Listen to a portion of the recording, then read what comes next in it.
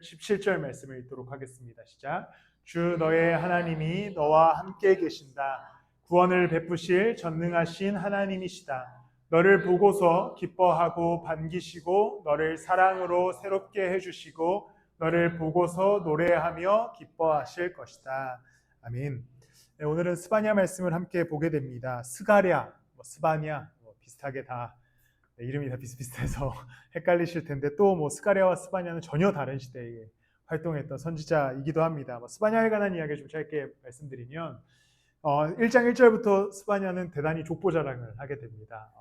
그의 아버지는 누구였고 그의 할아버지는 누구였고 그의 증조할아버지는 누구였고 심지어 그의 고조할아버지는 누구였다 이렇게 얘기하면서 시작됩니다. 그의 고조할아버지가 아주 유명했던 히스기야 왕이었던 것이죠. 왕가 출신의 사람이었습니다. 왕가 출신이었으나 아마 선지자로서 활동했었던 것 같아요. 어떻게 그런 역사를 갖게 됐는지는 기록되지 않지만 어쨌든 그의 고조할아버지는 대단한 하나님의 일꾼이었던 히스기야 왕이었습니다. 또 그가 활동했던 시대는 언제였냐면 우리가 왕 시리즈와 함께 나눴던 8살의 왕이 됐던 요시야 시대에 활동했던 선지자입니다. 특별히 요시야가 종교개혁을 하기 직전에 활동했던 선지자로 보여집니다. 그래서 우상 숭배가 나라에 만연했을 때 그 나라를 이제 다시 한번 정신 차리고자 하려고 하나님의 말씀을 들고 섰던 선지자가 바로 스바냐입니다. 그의 대부분의 이야기는 무엇이냐면 남유다를 향해서 외치면서 우상 숭배를 멈추자, 하나님께 다시 돌아가자라는 이야기를 하는 성경의 내용이 스바냐의 대부분의 내용이고요. 우리가 오늘 이 말씀을 통하여서 함께 우리 가운데 여전히 살아계시는 하나님의 그 은혜와 사랑에 관한 이야기를 나눠보고자 합니다. 스바냐서에 가장 많이 나오는 문구가 뭐냐면 그 날이 오면이라는 문구입니다. 최근에 제 딸, 저희 큰딸이 좋아하는 아이돌이 이 그날이 오면이라는 제목의 노래를 냈더라고요. 그래서 성경에서 따라 붙였나 이런 생각이 들었는데 어쨌든 스바냐에서는 계속해서 그 날이 오면 무슨 일이 일어날 것이다. 그 날이 오면 어떻게 될 것이다 라고 하는 이야기가 지속적으로 반복됩니다. 처음에 1장과 2장에서는 그 날이 오면 하나님의 심판이 임할 것이다 라는 내용이 지속적으로 반복되고요. 그런데 3장으로 넘어오면서 결국 하나님께서 이스라엘과 유다를 향한 메시지가 어떤 것이었냐면 그날이 오면 그럼에도 불구하고 하나님이 우리를 회복시키고 구원하여 주실 것이다에 관한 이야기가 반복적으로 드러나게 됩니다. 유다의 범죄의 실상, 우상 숭배의 참혹함을 1장과 2장에 말씀한다면 3장에서는 그럼에도 불구하고 사랑하시는 하나님, 그들을 지키시는 하나님에 관한 이야기가 기록되어지게 됩니다. 그들의 타락상에 관한 이야기를 좀 함께 나눠보면 먼저 3장 2절 말씀에 보면 주님께 순종하지도 않고 주님의 충고도 듣지 않고 주님을 의지하지도 않고 하나님께 가까이 가지도 않는구나. 아마도 이것은 개인적인 범죄의 이야기였을 겁니다. 당시 이스라엘 백성들, 유다 백성들은 하나님께 순종하지도 않고 충고도 듣지 않고 의지하지도 않고 가까이 하지 않는 문제가 있었습니다. 이것은 한 국가의 범죄를 이야기하는 것을 넘어서 당시의 유다 백성들, 그 이스라엘 백성들이 여전히 하나님을 떠나 있고 하나님의 말씀을 지키지 않고 의지하지 않고 가까이 하지 않고 있는 것에 대한 하나님의 이제 비판과 분노의 이야기를 하시게 되는 것이죠. 3절에는 또 이런 이야기를 하시게 됩니다. 그 안에 있는 대신들은 으르렁거리는 사자들이다.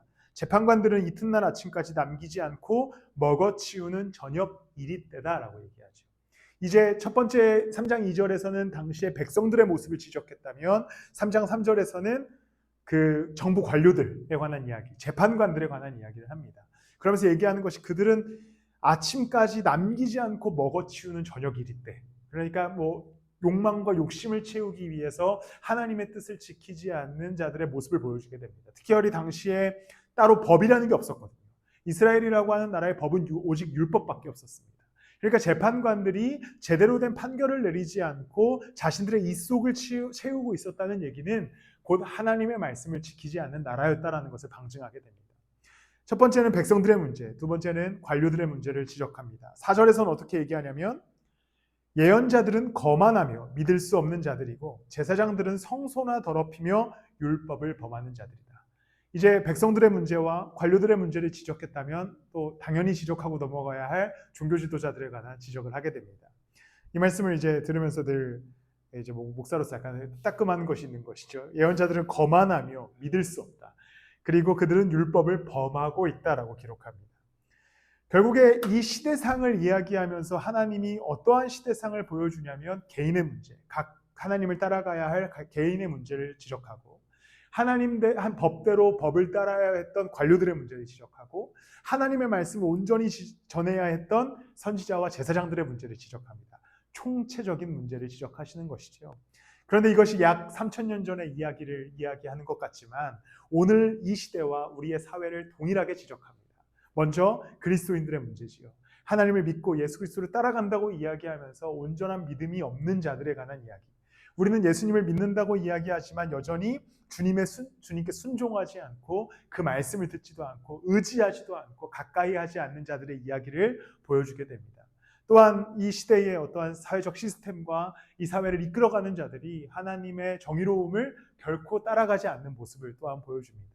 마지막으로 안타깝지만 그때와 지금이 마찬가지로 여러 예수님을 전하는 자들이 제대로 예수님을 전하지 못하고 그들의 어떤 거만함과 자기를 믿는 어떤 그러한 시대의 모습을 보여주게 됩니다.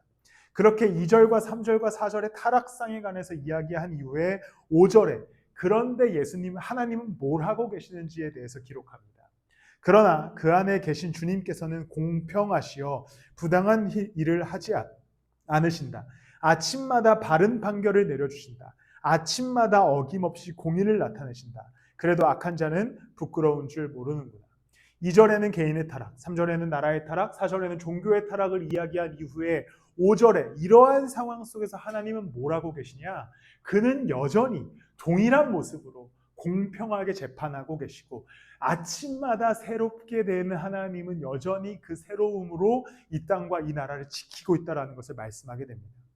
결국에 이 부분에서 이야기하고자 하는 바는 백성들이 멀어졌고 나라가 멀어졌고 하나님을 섬기고 따르는 제사장들과 선지자들은 멀어졌지만 하나님은 여전히 그 자리에 동일하게 계심을 말씀합니다. 우리가 신앙생활을 해나가다 보면 우리는 나의 걸음에 하나님을 맞추려고 합니다. 내가 상황이 안 좋고 상태가 안 좋고 믿음이 연약할 때 내가 멀어졌는데 하나님이 멀어진 것처럼 우리는 느낍니다. 아, 하나님이 나를 떠나셨나? 내 믿음이 왜 이렇게 약해졌지? 하나님이 어디 계시지? 하나님은 어디에서 날 돕지 않고 계시나? 우리는 보통 이렇게 생각하는 거죠. 나 중심적으로 하나님을 바라봅니다. 그러니까 내가 믿음이 약해졌고 내가 하나님께 순종하지 않고 하나님의 말씀을 따르지 않는데 우리는 이것이 하나님이 나에게서 멀어졌다라고 착각할 때가 있는 것이죠. 하나님은 여전히 그 자리에 아침마다 새롭게 되는 공의로움과 정의로움으로 우리를 지키시고 보호할 준비를 마치셨는데 우리는 계속해서 나에게 시선을 둬서 내가 하나님께서 멀어지고 있음에도 불구하고 나의 상황 때문에 내가 멀어졌구나. 나는 문제가 없는데 나는 지금 여전히 괜찮은데 뭔가 다른 이유로 하나님과 내가 멀어졌다라고 생각합니다. 하나님은 동일하셔서 여전히 그 자리에 계시고 하나님은 여전히 그 자리에 계실 뿐만 아니라 아침마다 새로움의 그 은혜로 우리를 채우시고 우리와 함께 하실 준비를 마치셨는데 정작 문제는 무엇이냐면 그 하나님을 따르는 자들이 하나님과 가까이 하지 않는 데서 문제가 생기는 겁니다. 하나님은 결코 우리를 떠나지 않으시지요. 하나님은 결코 우리를 버리시지 않으십니다. 하나님은 결코 아침마다 우리에게 도울까 말까 결정하시는 분이 아니시죠. 아침마다 새롭게 우리를 도울 준비를 마치시는데 우리의 상태가, 우리의 마음이, 우리의 믿음이 하나님에게서 한 걸음씩 멀어지기 시작합니다. 내 믿음 때문에, 내 어떤 상황 때문에, 내 여건 때문에, 혹은 앞에 나온 그 종교들 지도자들처럼 내 마음이 교만하기 때문에, 혹은 관료들처럼 나의 입속을 채우기 위해서 하나님과의 점점점 거리를 두기 시작하는 것이죠. 그러면서 하나님께서는 12절에 이제 어떠한 자들을 남길 것인지에 대해서 기록합니다. 그러나 내가 이 도성 안에 주님을 의지하는 온순하고 겸손한 사람들을 남길 것이다 라고 말씀합니다. 하나님은 결국에 동일하게 계신데 하나님께서 그 나라에서 회복을 일으키실 때에 그 자리에 남겨두실 이들에 대해서 어떻게 설명하냐면 온순하고 겸손한 자들을 남기시겠다라고 말씀합니다.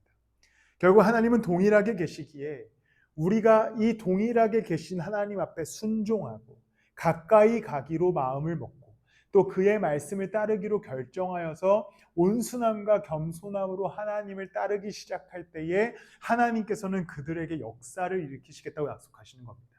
그러니까 결국에는 계속해서 우리가 이야기하고자 하는 바는 하나님은 동일하십니다. 하나님은 그 자리에 계세요. 하나님은 여전히 그 놀라운 사랑으로 우리를 지키고 계십니다. 아침마다 새로우신 하나님의 은혜로 우리를 채울 준비를 끝내셨습니다. 문제는 뭐냐? 우리에게 문제가 있는 거죠. 우리가 계속해서 떠나고 우리가 하나님에 대한 믿음을 잃어버리는데 문제가 있는 겁니다. 그런데 우리가 온순함과 겸손함으로 하나님 앞에 나아갈 때에 13절 말씀 마지막에 보면 하나님이 이렇게 말씀합니다. 아무도 그들을 위협하지 못할 것이다. 하나님은 여전히 그 자리에 서서 너무나 명확하게 그 자리에 계셔서 자신을 찾는 자들, 그리고 자기에게 나오는 자들, 겸손히 말씀 앞에 순종하는 자들을 끝까지 지키시며 아무도 그들을 위협하지 못하게 하겠다라고 하는 선언을 하십니다. 이 원리는 너무나 명확하죠. 하나님은 그 자리에 계신다. 내가 그에게 나아가기만 하면 된다. 핑계가 생기면 다 내 탓이다. 우리는 항상 이렇게 기도할 때도 하나님 많이 은혜를 부어주십시오. 하나님 뭔가 내려주십시오. 합니다. 당연히 필요한 기도지요. 근데 뭔가 내 문제로 인하여서 하나님과 멀어졌는데 어느 순간 하나님 탓을 하는 거예요. 하나님 은혜가 너무 조금 부어졌습니다. 하나님은 동일한 은혜로 아침마다 역사하시는데 우리는 계속 우리의 문제를 하나님의 문제로 돌릴 때가 있는 것이지요. 그러나 우리가 여전히 그 자리에 계신 하나님을 신뢰하고 의지함으로 우리의 삶의 걸음을 옮겨가고 또 여전히 오늘 아침부터 우리가 말씀과 그분께 나아감으로 우리의 신앙을 이뤄나갈 때에 하나님은 결과적으로 아무도 그들을 위협하지 못하는 그의 지키심과 보호하심이 우리 가운데 있을 줄을 믿습니다. 그리고 이제 스바냐서의 대망의 말씀, 스바냐서의 주제이자 스바냐서의 모든 것을 담고 있는 우리가 함께 읽었던 3장 17절 말씀이 등장합니다. 주 너의 하나님이 너와 함께 계신다. 구원을 베푸실 전능하신 하나님이시다. 너를 보고서 기뻐하고 반기시고 너를 사랑으로 새롭게 해주시고 너를 보고서 노래하며 기뻐하실 것이다. 이 고백이 얼마나 아름답습니까? 하나님께서 우리와 함께 하신다라고 약속하고 구원을 베푸실 전능하신 하나님이 어떻게 말씀하냐면 너를 보고서 기뻐하고 반기신다라고 기록합니다. 이 반기시다라고 하는 단어에 많은 것이 함축되어 있죠. 하나님은 그 자리에 계신 겁니다. 우리가 그분 앞에 나아가면 그가 반기시는 거죠. 왜냐하면 하나님은 계속 그 자리에 계셨기 때문입니다. 하나님이 멀리 계시다가 어디 한번 예배 잘 드려봐라, 내가 찾아가 줄게, 이렇게 하시는 분이 아니라 하나님은 그냥 여전히 언제나 그 자리에 계셔서 그의 백성들이 겸손하고 온유한 마음으로 예수 그리스도 앞에 나아가면 그는 우리를 기뻐하시고 반겨주신다라고 얘기합니다. 그리고 저는 이 마지막 구절이 너무나 아름답다고 생각했는데 너를 보고서 노래하며 기뻐하실 것이다. 우리가 하나님을 보고 노래하며 기뻐한다는 기록이 아니죠. 하나님이 우리를 보시고 기뻐하며 노래를 부르신다고 기록됩니다. 하나님이 얼마나 우리를 사랑하시면 그 앞에 나아가는 백성들, 그 앞에 나아가는 그리스도인들을 보고 하나님이 기뻐하고 노래를 부르신다는 것이죠. 그런 하나님이 우리 곁에 계신 겁니다. 그런 하나님이 변함없는 사랑으로 우리와 함께 하시는 것이요. 그냥 대충 우리에게 조건을 제시하고 야, 이 정도까지는 해야 되지 않겠냐, 어떻게 너네 나한테 이 정도 드려야 되지 않겠냐, 이렇게 조건을 제시하고 우리와 타협하려고 기다리시는 분이 아니라 그냥 동일한 사랑으로 우리 가운데 계셔서 우리가 찾아오기만 하면, 하나님께 나아가기만 하면 반기시고 기뻐하시고 심지어 노래를 부르시는 그 하나님을 우리가 누리셨으면 좋겠습니다. 어쩌면 굉장히 우리 눈에 보이지 않지만 지금도 혹시나 어디서 이렇게 여기서 노래를 부르고 계시지 않으시겠습니까? 우리가 예배의 자리에 나왔으니까요. 예수 그리스도의 사랑은 대면하지 않습니다. 우리가 찾아왔을 때 왔냐? 잘 지내지? 나도 잘 지낸다. 잘 살아라. 이렇게 하시는 분이 아니라는 거죠. 우리가 보통 이런 경우가 있잖아요. 누구를 만날 때 만나면 또 좋기는 한데 안 만나도 괜찮을 것 같아. 그러니까 그런 약속들이 종종 있으시지 않습니까? 이렇게 누구랑 밥을 먹기로 했어요. 약속을 한 2주 전에 잡을 때는 막 열정이 있어요. 내 2주 뒤에 얘랑 밥을 먹어야겠다. 근데 한 이틀 앞으로 다가오면 그때부터 약간 좀 심장이 떨리기 시작합니다. 저만 그런 걸 수도 있습니다. 제가 막 심장이 떨리기 시작해요. 이거 뭐 나가면 괜히 피곤한데 괜찮을까? 막 하루 전날이 되면 약간 이런 기도도 합니다. 하나님 내 약속 취소되게 해주세요. 제 의도가 아니라 타의에 의해서 취소되게 해주세요. 그래서 막 어쩔 수 없이 나가는 그런 약속들이 우리 가운데 있지요. 종종 있을 때가 있습니다. 그런데 혹시 우리가 하나님과의 어떤 교제, 예배, 하나님과의 어떤 우리의 삶의 걸음들이 그러한 관계가 되어 있지는 않으신가 좀 우리는 생각해 봐야 합니다. 우리가 예수 그리스도 앞에 나아가는 것, 그것이 굳이 이런 어떤 공예배뿐만 아니라 삶의 자리에서 우리가 말씀 가운데, 예배 가운데, 기도 가운데, 찬양의 시간 가운데 나아가는 이 모든 시간들을 하나님은 열정이 불타서 와라, 오기만 하면 내가 너무 너희를 반가워하고 즐거워하고 함께 이 시간을 누리자라고 하시는데 우리는 계속해서 가면 힘들 것 같은데, 가면 하나님 나한테 뭐 말씀하실 것 같은데, 이제 이런 마음으로 계속 신앙생활을 하게 되는 것이죠. 그러나 우리가 진정과 신령과 진정으로 예수 그리스도 앞에 나아가고 예배의 자리에 나아가고 그리고 하나님 앞에 나아갈 때에 그는 우리를 반기시고 기뻐하시기에 가장 좋은 것으로 채워주실 줄을 믿습니다. 그는 이미 우리를 환대할 준비를 끝내셨습니다. 우리를 환영할 준비를 끝내셨고 반기실 준비를 끝내셨습니다. 그러니까 예배라고 하는 것도 뭐 한번 드리면 좋고 말면 말고 하는 게 아니지요. 하나님 앞에 우리가 항상 기뻐하며 소중히 여겨야 할 것입니다.